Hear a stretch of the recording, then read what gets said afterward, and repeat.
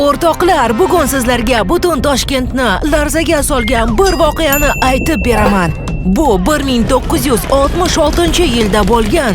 Yer kutilmaganda qimirlab ketgandi o'sha tun. Shaharda kuchli zilzila bo'lganmi? Ko'p uylar vayron bo'lib, odamlar ko'chada qolib ketishgan. Undan keyin haqiqiy mo'jiza bo'lganini bilasizmi?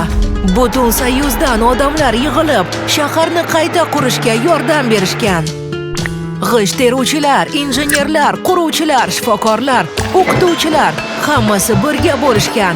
O'sha payt butun Soyuz bitta katta oila bo'lgandek edi.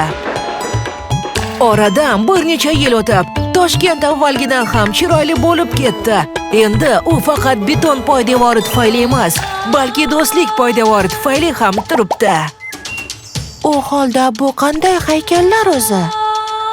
Ukajon, keyingi qismgacha sabr qil. O'shanda men senga ham, sizlarga ham do'stlar, xalqlar do'stligi yodgorligi haqida gapirib beraman. Obuna bo'lib qo'ying do'stlar va yodda tuting. Birga bo'lsak, kuchmas.